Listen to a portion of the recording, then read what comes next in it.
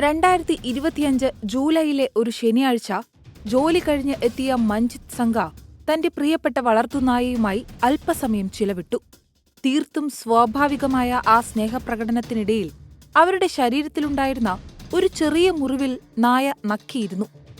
മഞ്ജിത് സംഘ അത് നിസ്സാരമായി തള്ളിക്കളയുകയാണ് ചെയ്തത്. പിറ്റേന്ന് പതിവ് പോലെ ജോലിക്ക് പോയ മഞ്ജിത്തിന് ചെറിയ ശാരീരിക അസ്വാസ്ഥ്യങ്ങൾ അനുഭവപ്പെട്ടു തുടങ്ങി.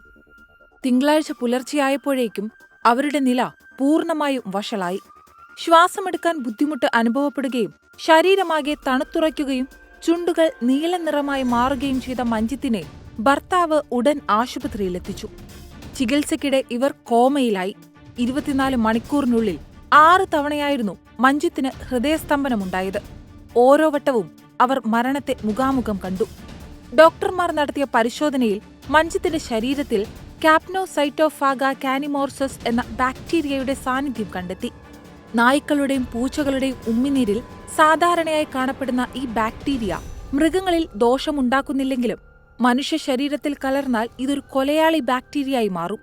മഞ്ജിത്തിന്റെ ശരീരത്തിലെ ചെറിയ മുറിവിലൂടെ ഈ ബാക്ടീരിയ രക്തത്തിൽ കലരുകയും അത് സെപ്സിസ് എന്ന മാരകമായ അവസ്ഥയിലേക്ക് നയിക്കുകയും ചെയ്തിരുന്നു.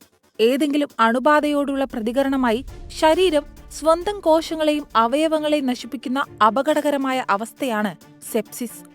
മഞ്ജിത്തിന്റെ ശരീരം അണുബാധയോട് അമിതമായി പ്രതികരിച്ചതോടെ രക്തം കട്ടപിടിക്കുകയും കൈകാലുകളിലേക്കുള്ള രക്തയോട്ടം പൂർണ്ണമായും നിലയ്ക്കുകയും ചെയ്തു.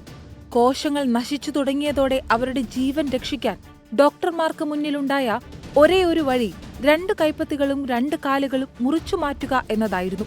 മാത്രമല്ല, അണുബാധ പടർന്നതോടെ ശരീരത്തിൽ നിന്ന് പ്ലീഹയും ശസ്ത്രക്രിയയിലൂടെ നീക്കം ചെയ്യേണ്ടി വന്നു. പൊതുവെ വീട്ടിലുള്ള വളർത്തുമൃഗങ്ങൾ അടുപ്പം പ്രകടിപ്പിക്കുന്നതിന്റെ ഭാഗമായി നമ്മുടെ ശരീരത്തിൽ നക്കാറുണ്ടെങ്കിലും എപ്പോഴാണ് അത് അപകടമാകുന്നത്?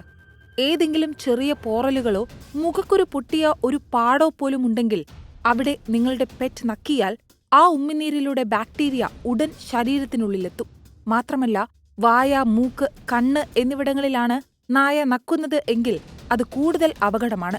പ്രതിരോധശേഷി കുറഞ്ഞവർ, ഉദാഹരണത്തിന് പ്രമേഹം, ക്യാൻസർ തുടങ്ങിയ രോഗമുള്ളവർക്കും പ്ലീഹ നീക്കം ചെയ്തവർക്കും ഈ ബാക്ടീരിയയെ പ്രതിരോധിക്കാൻ സാധിക്കില്ല.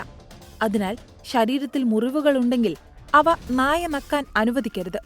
മുറിവുകൾ എപ്പോഴും ബാൻഡേജ് ഉപയോഗിച്ച് മൂടുകയും നായ നക്കിയാൽ ഉടൻ തന്നെ ആ ഭാഗം സോപ്പും വെള്ളവും ഉപയോഗിച്ച് കഴുകുകയും വേണം. നായയുടെ ഉമ്മിനീർ നിങ്ങളുടെ മുഖത്തോ വായിലോ ആകുന്നത് തീർച്ചയായും ഒഴിവാക്കണം.